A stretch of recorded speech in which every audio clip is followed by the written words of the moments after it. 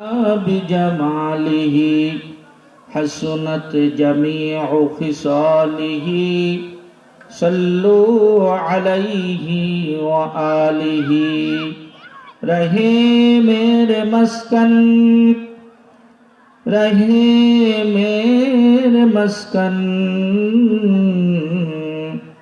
حوالی کعبہ بنے میرے مدفن دیار Medina বলগল উলা সকলে বলেন বিকামালিহি কশফত দুজা বিজামালিহি হাসনাত জামিউ খিসালিহি সাল্লু আলাইহি ওয়া আলিহি ओ फूल नहीं जिस फूल के अंदर खुशबू नहीं ओ दिल नहीं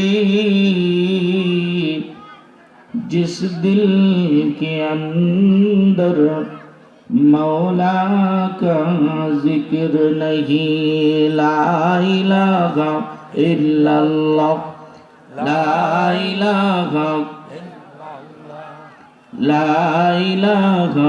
इल्लल्लाह ला इलाहा इल्लल्लाह जोरे ला इलाहा इल्लल्लाह ला इलाहा इल्लल्लाह لا إله إلا الله لا إله إلا الله لا إله إلا الله لا إله إلا الله সময় থাকতে বান্ধব ভেলা কাজে লাগবে সন্ধ্যাবেলা কিছুই তোমার সঙ্গে যাবে না যেতে হবে একলা লা ইলাহা জোরে লা ইলাহা ইল্লাল্লাহ লা ইলাহা ইল্লাল্লাহ লা ইলাহা ইল্লাল্লাহ লা ইলাহা ইল্লাল্লাহ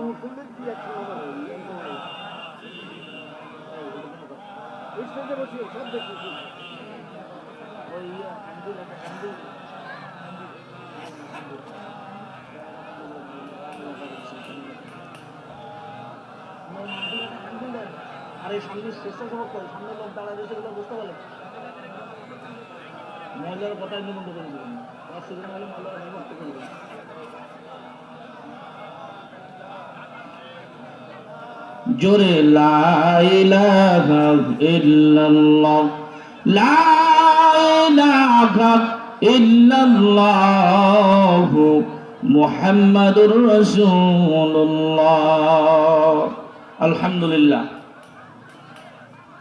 অধ্যক্ষের আজকের এই মজলিসের সম্মানিত সদর সভাপতি, উপস্থিত দূর দূরান্ত থেকে আগত দিন প্রিয় ইসলাম প্রিয় আমার মুরব্বী বাবাজিরা, যুবক ভাইয়েরা, কচিকাচা মাসুম বাচ্চারা, পর্দার আড়ালে অবস্থানরত আমার মা ও বোনেরা, সর্বপ্রথম সেই মহান রব্বুল আলামিনের দরবারে শুকরিয়া জ্ঞাপন করি যেই মহান রব্বুল আলামিন আপনাকে আমাকে এই ফিতনা ফাসাদের জামানায় আখিরি জামানায় সকল গুনাহের কাছ থেকে ফারেক করে 10 মায়ের 10 সন্তানকে আপন হয়ে কোরআন ও হাদিসের জলসা তথা জান্নাতি বাগানের মধ্যে জাকিরিন শাকিরিন আল্লাহ ওয়ালাদের সাথে আসবার বসবার তৌফিক দান করছেন। এতে আমরা খুশি না বেজার? জোরে বলেন খুশি না বেজার? সকলেই দিল খুলে বলেন আলহামদুলিল্লাহ। এই যে যারা বাদাম খাইতেছেন, আপনারা মনে হয় ওয়াজের আগে কোনোদিন শোনেন নাই। ওয়াজের মধ্যে বাদাম খায় কেমন, আর বাদাম খালি ওয়াজ শোনে কেমনে? কি আশ্চর্য ব্যাপার। যে যা খাইতেছেন খাওয়া খাওয়া বন্ধ করেন। খাইছেন তো জীবনে বহুত, এখন একটু ওয়াজ শোনেন, ওয়াজ শুনে এরপরে বাড়ি যে আবার জমের খাওয়া খাইনি, কোনো সমস্যা নেই। কারণ আপনারা সামনে বসে বাদাম খেলে আমার লোভ লাগবেন না, বোঝে না কিছু। যারা ফাঁকা ফুকায় বসছেন ওনারা একটু আগায় বসেন, সামনের দিকে ফাঁকা জায়গাগুলো পূরণ করে বসেন। শহরের ভিতরে মাহফিল ইনশাআল্লাহ লোক হয়ে যাবে, যারা স্বেচ্ছাসেবক আছেন ওনাদেরকে অনুরোধ করব, এই সামনে কোনো লোক দাঁড়ায় থাকতে পারবে না, সামনে সমস্ত লোক বসতে হবে, আর না কিন্তু সরতে হবে। আর পর্দার আড়ালে যে সমস্ত মা বোনরা রয়েছেন ওনাদের ওখান থেকে অবজেকশন আসতেছে, আপনারা কথা বলতেছেন, আপনারা এনে কি মামা বাড়ির গল্প করতে এসেছেন মনে হয়। মেলা দিন পরে কোন বুর সাথে দেখা হয়েছে, বুর গল্প তো বাকি দিয়ে গেছে। আপনাদেরকে নিষেধ করছি, আপনারা কথা বলেন না। আপনাদের পাশেই প্রধান বক্তা অবস্থান করছে, বহু দূর থেকে মেহমান আসছেন, এলাকার মানুষের যেন ইজ্জত থাকে, যেন এই কথা কয় না যায় যে বাড়ি ওইদিকে মহিলারা জন্মের বিয়া দেন, শুধু চিল্লাপাল্লা করেছে। এজন্য মা বোনরা সকলে চুপচাপ বসে ওয়াজ নসিহত শোনেন। আল্লাহ তাআলা আমাদের সকলকে দিলের কান দিয়ে আমলের নিয়তে ওয়াজ শোনার তৌফিক দান করুক, সকলে বলেন আমিন। আমরা যারা এখানে বসছি, এই কোনো কথা বলে হেনে নিষেধ করতেছে কথা বলতে, হেনে বেশি কথা বলতেছে, তাহলে একদম চুপি চুপি না, তাই কিনা কোনায় কথা কন। আমরা যারা এখানে বসছি আমরা সকলেই একটা উদ্দেশ্য নিয়ে বসছি, সেটা হলো আখিরাতে যেন আমরা কিছু লাভবান হইতে পারি। এই ওয়াজ নসিহত শুনে দিলের মধ্যে কিছু ঈমানের জজবা বাড়বে, নেক আমলের জজবা বাড়বে, কিছু নেক আমল করব, আখিরাতে যাই একটু শান্তিতে থাকবো, নাকি কম? জোরে বলেন কথা ঠিক না বেঠিক? তা আমরা যারা এখানে বসছি দিলের কান দিয়ে শোনার জন্য চেষ্টা করব, আমিও চেষ্টা করব ইখলাসের নিয়তে বলার জন্য। আল্লাহ তাআলা যেন আমাদের এই মাহফিলকে আজকে আমাদের হেদায়েতের জরিয়া বানায় দিক, সকলে বলেন আমিন। কোরআনে হাকিমের সূরা মুদ্দাসসিরের 43 এবং 44 নম্বর আয়াত আপনাদের সামনে তেলাওয়াত করছি। দুনিয়ার মধ্যে যে সকল মানুষ আছে, যত ভাগ যত মত থাকুক না কেন, পরকালে যে সমস্ত মানুষের ভাগ হয়ে যাবে দুইটা। কয়টা? জোরে বলেন। দুইটা। একটা হলো জান্নাতি আর একটা হলো জাহান্নামী। জান্নাতি যে মানুষগুলো হবে এরা আসমানেতে নামে এখানে এসে পরে জান্নাতি হবে না, আপনার আমার মধ্যে যারা বসবাস করতেছে এদের মধ্যে কেউ কেউ জান্নাতি হয়ে যাবে। আবার জাহান্নামে যারা যাবে এরাও ফেরেশতাদের ছেলেবেলে না, এরাও আপনার আমার মধ্যে বসবাস করা মানুষের মধ্যে কেউ জাহান্নামী হয়ে যাবে। কথা ঠিক না বেঠিক? হবে কিসের বদৌলতে? আমলের বদৌলতে। আল্লাহ পাক রব্বুল আলামিন বলেন, ওয়াম্মা মান সাকুলাত মাওয়াজিনুহু ফাহুয়া ফি ঈশাতির রাদিয়াহ ওয়াম্মা মান সাকুলাত মাওয়াজিনুহু ফাহুয়া ফি ঈশাতির রাদিয়াহ। কিয়ামতের ময়দানে যে সকল মানুষের আমলনামাটা ডান হাতে যাবে, নেকের পাল্লা ভারী হয়ে যাবে, ওই সমস্ত মানুষদের উপরে তার মালিক খুশি হয়ে যাবে। জোরে বলেন সুবহানাল্লাহ। মালিক খুশি হয়ে বলবেন, এ বান্দা, তোর যে 50, 60, 70 বছরের এক হায়াত আমি আল্লাহ দান করেছিলাম, তুই আমার মর্জি মতো চলার কারণে তোর নেকের পাল্লাটা ভারী হয়ে গেছে। আমি আল্লাহ পাক রব্বুল আলামিন তোকে একটা এইরকম রাজি খুশির সার্টিফিকেট দিয়ে দিলাম। তোর বান্দার যে আমল নিয়ে আমার কাছে হাজির হইছো, তোর আমলের উপরে আমি মাওলায় খুশি, যা তোরে আমার জান্নাতের মেহমান বানাই দিলাম। বান্দা খুশি হয়ে যাবে। এই সার্টিফিকেটটা নিয়ে তামাম কিয়ামতের ময়দানে যত লোক আছে সব লোকের কাছে নিয়ে নিয়ে দেখাবে। ওয়ায়ানকালিবু ইলা আহলিহি মাসরুরা। ডাক দিয়ে বলবে, দেখো আমার যে এই আমল নামাজ নিয়ে আমি আল্লাহর দরবারে হাজির হয়েছি, এই আমল নামা দেখা আমার মালিক আমার উপরে খুশি হইয়া আজকের দিনে আমার জন্য জান্নাতের ফয়সালা করেছি। আরেক ধরনের মানুষ হাজির হবে। আল্লাহ বলেন, আম্মা মান খাফাত মাওয়াজিনুহু ফাউম্মুহু হাওিয়া। যাদের আমল নামায় ওজন করার পরে নেকের পাল্লা হালকা হবে, গুনার পাল্লা ভারী হবে, তাদের জন্য হাবিয়া নামক জাহান্নাম বরাদ্দ হবে। জোরে বলেন নাউজুবিল্লাহ। বন্ধু, যারা জান্নাতে যাবে, জান্নাতের মধ্যে আল্লাহ তাআলা একটা জায়গা রাখছেন, যেই জায়গার মধ্যে তাকাইলে জাহান্নামের সমস্ত জাহান্নামীদেরকে এক নজরে দেখতে পাবে। সুবহানাল্লাহ। এমন একটা উঁচু জায়গা আছে, যেমন 2 তলার ছাদের উপরে দাঁড়াইলে 1 তলায় কে কি করতেছে নিচে সব দেখা যায় না, যায় না? কথা কর না কে বন্ধু? জান্নাতের মধ্যেও আল্লাহ পাক রব্বুল আলামিন এমন একটা জায়গা রাখছেন, যেই জায়গায় দাঁড়াইলে জাহান্নামীদের সকলকে দেখা যাবে। তাকায় দেখবে আমার নিজের আপন ভাই জাহান্নামে যাবে না, যাবে না? একই মায়ের পেটে দুজনের জন্ম, একজনের ঠিকানা হয়েছে জান্নাত আর একজনের ঠিকানা হয়েছে জাহান্নাম। আপন খালাতো ভাই নিজের আপন শ্বশুর, আপন শাশুড়ি, নিজের অনেক আত্মীয় স্বজনকে জাহান্নামের মধ্যে দেখতে পাবে। যে সকল জাহান্নামী মানুষগুলো হইল কালেমা পড়া মুসলমান, কিন্তু বসবাসের জায়গা হইছে জাহান্নামী। ডাক দিয়ে বলবে, আমার ভাই, আমি যে মার পেটে হয়েছি তুমিও তো সেই মার পেটে জন্মগ্রহণ করেছো। আমি যে হাড়ির ভাত খাইছি তুমিও তো সেই হাড়ির ভাত খাইছো। আমি যে মায়ের স্তনকে মানুষ হয়েছি তুমিও তো সেই মায়ের স্তন খেয়েছো। যে আসমানের পানি আমি ভোগ করেছি সে আসমানের পানি তুমিও ভোগ করেছো। যে টিউবওয়েলের পানি আমি খাইছি তুমিও ওই টিউবওয়েলের পানি খাইছো। আমার জায়গা হয়েছে জান্নাতে, তোমার জায়গা হয়েছে জাহান্নামে। তো অথচ তোমার জায়গা হওয়ার কথা ছিল জান্নাতি। কালেমাওয়ালা মানুষের জায়গা কই হবে? জোরে গান জান্নাতে। এটা কি আমার বাপে কইছে নাকি? আল্লাহর রাসূল কইছেন। খলিফাতুল মুসলিমিন হযরত ওমরে ফারুক রাদিয়াল্লাহু তাআলা আনহু একদিন বসে রইছেন। এক কাফের ব্যক্তি দৌড়াইতে দৌড়াইতে এসে বলতেছে, ও খলিফাতুল মুসলিমিন, এই মুহূর্তে আমি ইসলাম গ্রহণ করতে চাই। যদি ইসলাম গ্রহণ করলে কি লাভ, তাহলে আপনি যদি একটু কোন। হযরত ওমরে ফারুক বলেন, ইসলাম গ্রহণ করলে 2টা লাভ। সুবহানাল্লাহ। কয়টা লাভ? 2টা। আপনার কাছে যদি কোনো হিন্দু জিজ্ঞেস করে, হুজুর বা ভাই আপনি তো মুসলমান, ইসলাম ধর্মের লোক, আমার মনে চাইতেছে আমিও ইসলাম ধর্ম গ্রহণ করি, আপনি একটু কোন তো দিই ইসলাম ধর্ম গ্রহণ করলে কি লাভ? আপনি কইতে পারবেন? কথা কয় না। আপনি যদি না কইতে পারেন তাহলে ও কি করবে? দুকা মুসলমান, যে ধর্ম গ্রহণ করছে ওই ধর্ম গ্রহণ করলে কি লাভ তাও করতে পারে না। কবে না কবে না? আপনারা আমার কথা বোঝেন না। বোঝেন? বোঝেন আমার কথা? বুঝলে একটু হ্যাঁ না কন, আমি বুঝি যে আমার কথা বুঝতেছেন। আজকে শুনে নেন, এরপরে কেউ জিজ্ঞেস করলে 2টা শোনাই দিবেন। ঠিক আছে? ঠিক আছে তো? আমার বাড়ি বেশি দূরই নাই, এই যে লিচুতলার ব্রিজ পার হলে ওই পাশে। আপনি মনে করেন না যে অন্য জায়গাতে এসে ওয়াজ করতেছে, আপনাদের এলাকার ছেলে বলে এলাকায় ওয়াজ করতেছে। আমার কোনো ভয় আছে? সব তো আপনারা আমরা সব নিজেরাই। কতক্ষণ ঠিক না বেঠিক?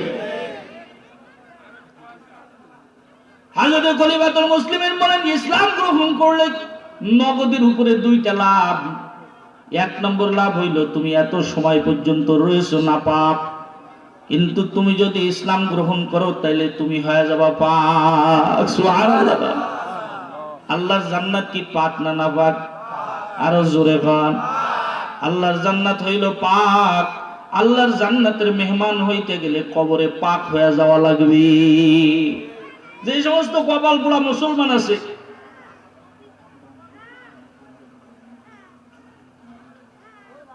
এবার ঘরের মধ্যে মহিলাদের বসার জায়গা কমপ্লিট হয়ে গেছে। আপনারা যারা স্বেচ্ছাসেবক আছেন, এই বাম পাশে মহিলাদের বসার জায়গা আছে, ওনাদের এই জায়গাটা দেখাই দিয়েন। আর মা বোন যিনারা আসতেছেন ওনারা বাম পাশে, ওনারা সুন্দর ইন্তজাম করছে বসার, ওখানে বসেন।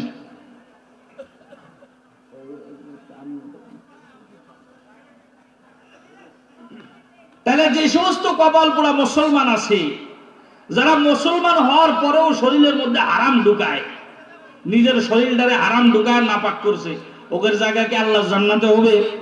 জোরে কোন।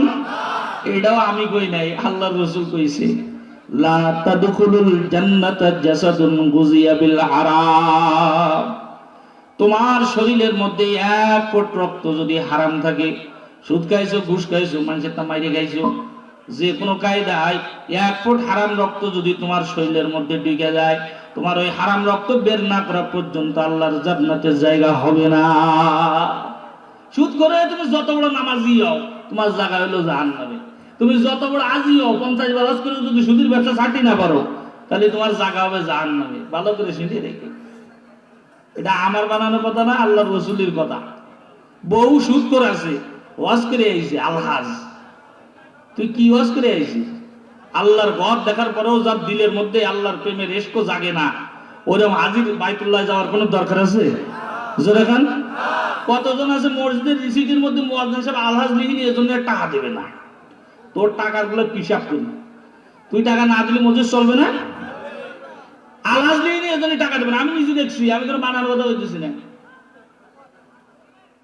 তো হজ করে আসছে, আল্লাহর ঘর দিকে আইসেছে, তার গালের মধ্যে আরাম ঢোকে কেমনে? তার মেয়ে বেপরদায় চলে কেমনে? হাজি হইছে। জিকির করেন লা ইলাহা ইল্লাল্লাহ, জবান খুলে দিয়ে।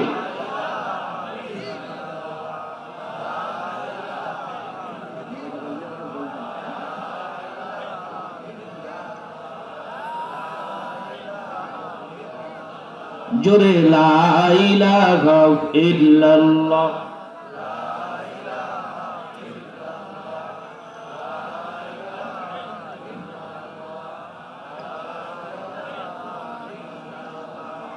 লা ইলাহা ইল্লাল্লাহ মুহাম্মাদুর রাসূলুল্লাহ। হযরত ওমর ফারুক বলতেছেন, 1 নম্বর হইল ইসলাম গ্রহণ করার সাথে সাথে তুমি হয়ে যাবা পাক।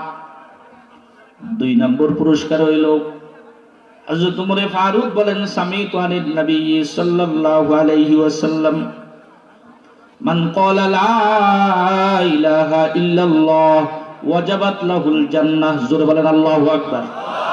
আর জোরে বলেন আল্লাহু আকবার। হযরত ওমর ফারুক বলেন, আমি নিজের কানে শুনছি, রহমতে আলম বলছে, যদি কেউ জবানের মধ্যে লা ইলাহা ইল্লাল্লাহ বলো, সাথে সাথে আল্লাহর জান্নাত তোমার উপর ওয়াজিব হয়ে যাবে। এ কালেমা ওয়ালা কালেমা পড়া কেন জাহান্নামের মধ্যে আইছো? তোমার জন্য তো জান্নাত ওয়াজিব, তুমি কেন জাহান্নামে আইছো? দুনিয়ার মধ্যে যদিও মানুষে মিথ্যা কথা কয়, কিন্তু পরকালে যাওয়ার পরে আর কেউ মিথ্যা কথা কবে না, সব একেবারে আবু বকর সিদ্দিক হয়ে যাবে। কেউ আর মিথ্যা কথা কবে না। জাহান্নামের মধ্যে ঢুইকা দেখবে যে মিথ্যা কথা কয়া কোনো লাভ নাই, এই জন্য মিথ্যা কথা আর জাহান্নামে ঢুইকা কবে না।